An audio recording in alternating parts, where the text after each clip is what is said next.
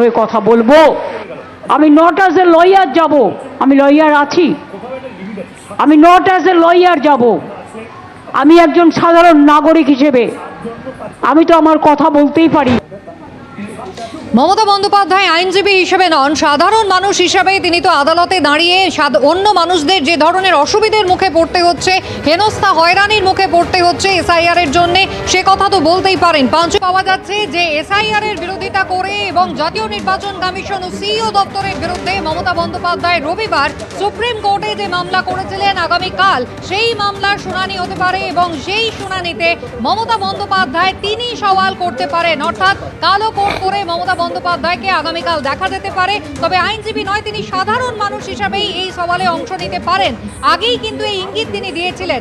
কথা বলবো সরাসরি আশাবুল হোসেন আমাদের প্রতিনিধি রয়েছেন আমাদের সঙ্গে। আশাবুল, এই সম্ভাবনা কতটা প্রবল, কি খবর পাওয়া যায়? নমস্কার।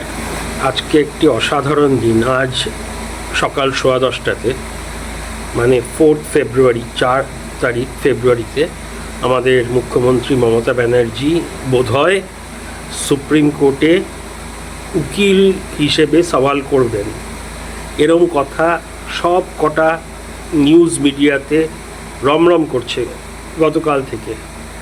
মানে উনি যেই অনুমতিটা দরকার সেটি পেয়ে গেছেন শোনা যাচ্ছে এবং উনি নিজে সওয়াল করতে পারেন। কিন্তু আদৌ কি উনি সওয়াল করবেন?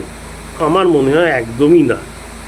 কারণ দেখুন, একটা সেন্সেশন ক্রিয়েট করা, রাজনৈতিক হাওয়া গরম করা বা লোকেদের চোখে এই খবরটা আনা, শুধু বাংলার তো সবাই জানেই, পুরো ভারতের চোখে খবরটা আনা। উনি দিল্লিতে গেছেন, অনেক হইচই অনেক নিয়ে হয়েছে, ইলেকশন কমিশনের সাথে যুদ্ধ, তারপরে বাইরে বেরিয়ে এসে যেরকমভাবে তোপ দেখেছেন উনি ইলেকশন কমিশনার জ্ঞানেশ কুমারের বিরুদ্ধে, তারপরে আজকে দুপুরে একটা সাংবাদিক সম্মেলন বা প্রেস কনফারেন্স করে যা যা বললেন, যা যা প্রশ্ন দিলেন, মানে হাওয়া পুরোপুরি গরম। আর কালকেই স্যারের শুনানি সুপ্রিম কোর্টে 10:15টায়। কিন্তু উল্টো দিকে আছে তুখর আইনজীবীরা, যারা ঝানু আইনজীবী, যারা এইসব সিচুয়েশন হ্যান্ডেল করতে অভ্যস্ত।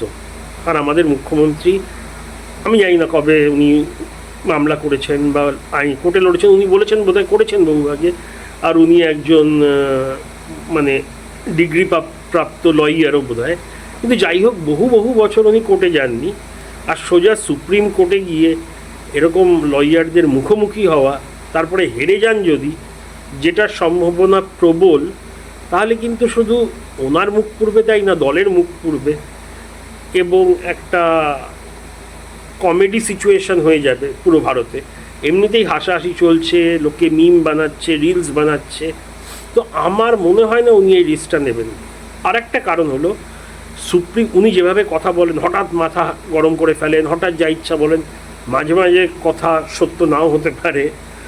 এইগুলো তো সুপ্রিম কোর্টে চলবে না। কেন, উনি যা বলছেন অন রেকর্ড যাবে, তাহলে উনি ফেঁসে যেতে পারেন, যে কেউ ফেঁসে যেতে পারে। মানে সুপ্রিম কোর্টে যদি কোনো অসত্য কথা অন রেকর্ড বলা হয়, সেটা মানে খুবই একটা নেগেটিভ এফেক্ট পড়ে।